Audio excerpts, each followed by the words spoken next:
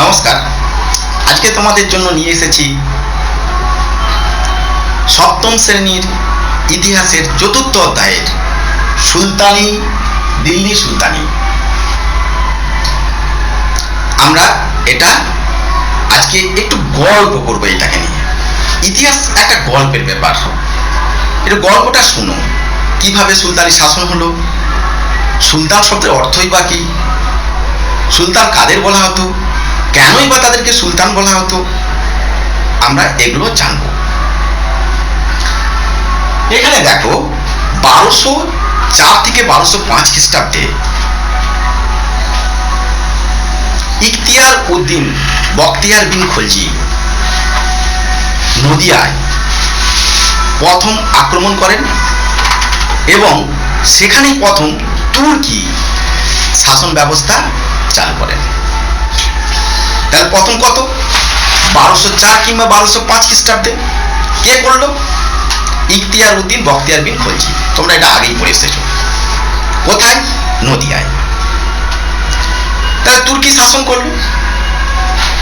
এরপর 1206 খ্রিস্টাব্দে মোহাম্মদ ঘুরির মৃত্যুর পর দিল্লি আক্রমণ করলেন বা ভারত আক্রমণ করে ভারতের কিছু অংশ আক্রমণ করেছিলেন ইখতিয়ার উদ্দিন বখতিয়ার বিন খলজি এবং কুতুবউদ্দিন আইবক। ইখতিয়ার উদ্দিন বখতিয়ার বিন খলজি বাংলাদেশের শাসক হলেন, আর দিল্লি আর লাহোরের শাসক হলেন কুতুবউদ্দিন আইবক। কুতুবউদ্দিন আইবক কবে হলেন? 1206 খ্রিস্টাব্দে। তাহলে কুতুবউদ্দিন আইবক দিল্লিকে দখল করে তিনি শাসক হলেন।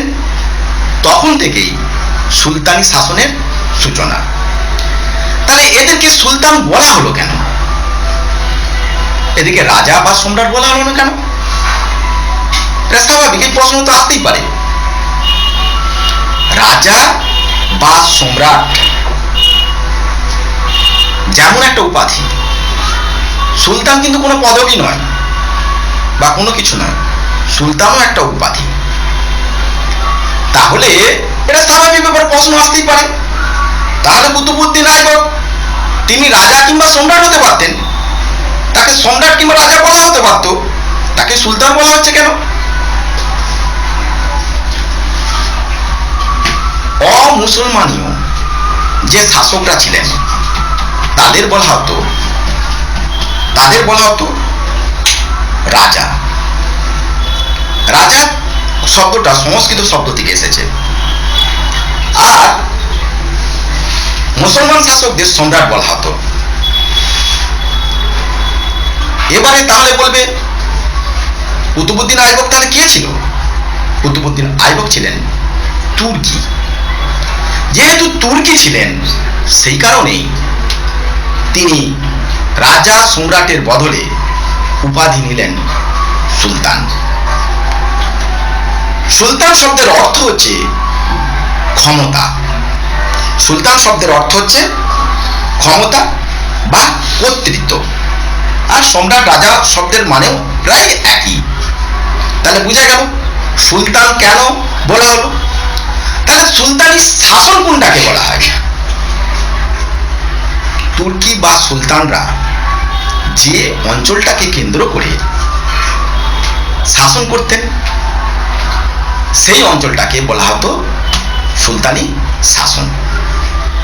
তাহলে আমাদের দিল্লিতে প্রথম কুতুবউদ্দিন আইবক সুলতানি শাসন আরম্ভ করেন। কবে? 1206 খ্রিস্টাব্দে, ইলতুৎমিশের মৃত্যুর পর।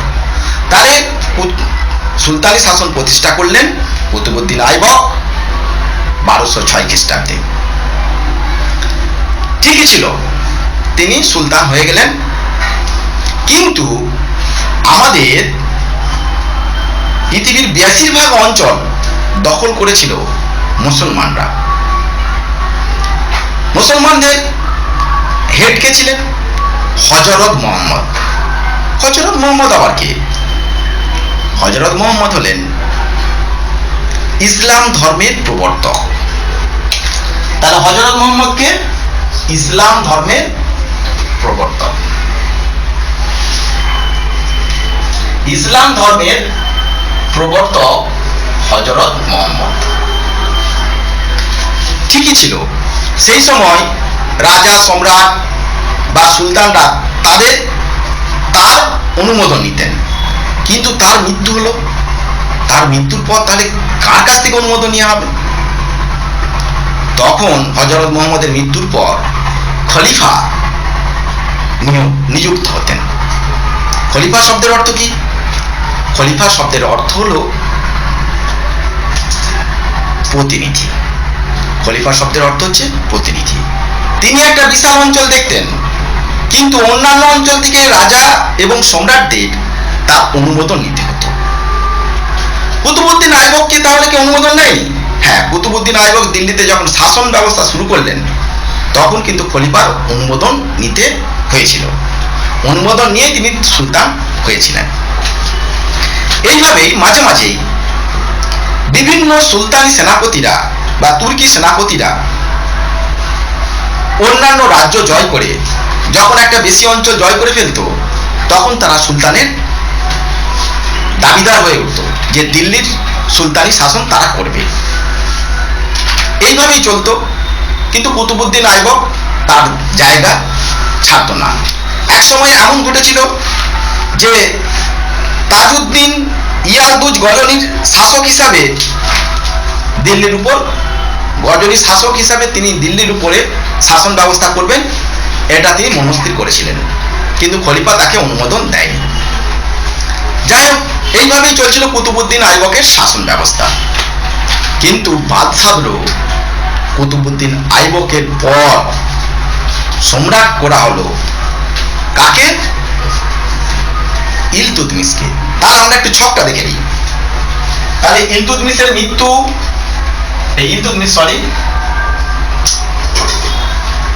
মোহাম্মদ ঘুরির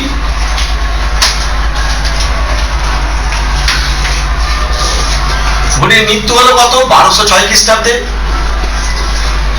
সুলতান কে হলেন? কুতুবউদ্দিন আইবক।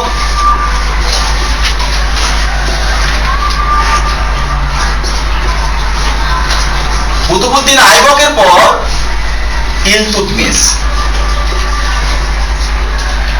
কুতুবউদ্দিন আইবক সুলতান পদে, কুতুবউদ্দিন আইবক সুলতান পদে ইলতুৎমিশকে বসালেন। তখনই অন্যান্য তুর্কি সেনাপতি বা রাজাদের সঙ্গে তখনই গন্ডগোলটা পান। এতে আবার গন্ডগোলের কি আছে? হ্যাঁ, গন্ডগোল আছে। ইলতুৎমিশ কুতুবউদ্দিন আইবকের পুত্র সন্তান নয়, জামাতা ছিলেন, সেই নিয়ে গন্ডগোল।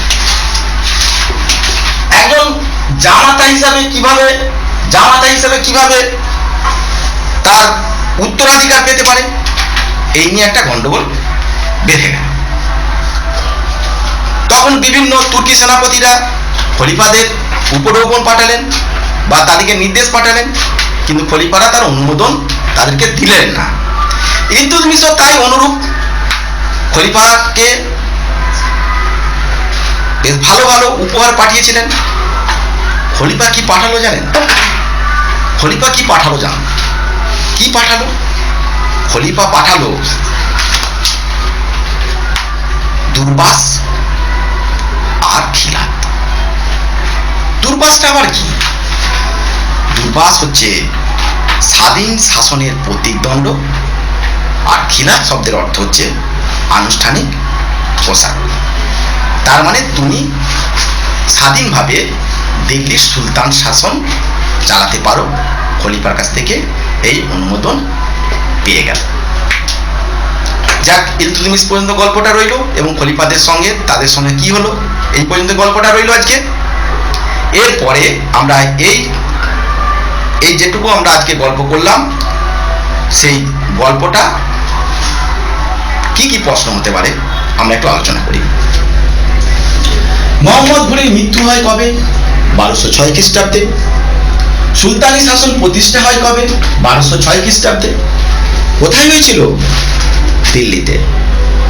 সুলতানি শাসন প্রতিষ্ঠা করেন কে? কে করেন? কুতুবউদ্দিন আইবক। সুলতান শব্দের অর্থ কি? কর্তৃত্ব বা ক্ষমতা। খলিফা শব্দের অর্থ কি? প্রতিনিধি। আমির কাদের বলা হতো? উঁচু বংশের জন্ম, বড়লোক ব্যক্তি, তবে দিল্লি সুলতানি ইতিহাসে শাসন কাজে নিযুক্ত বিশিষ্ট ব্যক্তিদের আমির বলা হতো। তাই এইটার উত্তরটা, দিল্লির সুলতানি ইতিহাসে শাসন কাজে নিযুক্ত বিশিষ্ট ব্যক্তিদের আমির বলা হতো। দুর্বাস শব্দের অর্থ কি? একটু আগে বললাম তোমাদের, স্বাধীন শাসনের প্রতিদ্বন্দ্ব। খিলাফত শব্দের অর্থ কি? আনুষ্ঠানিক পোশাক। যাক, তোমাদের গল্পটা কেমন লাগলো জানাবে। এর পরের পর্বে আমরা এরপর থেকে গল্প আরম্ভ করবো আবার দ্বিতীয় পর্বে। তবে এই টিকা খলিফার অনুমোদন পারলে এটা মুখস্থ করবে, তাহলে খুব সুবিধা হয়। 44 পাতায় এটা আছে।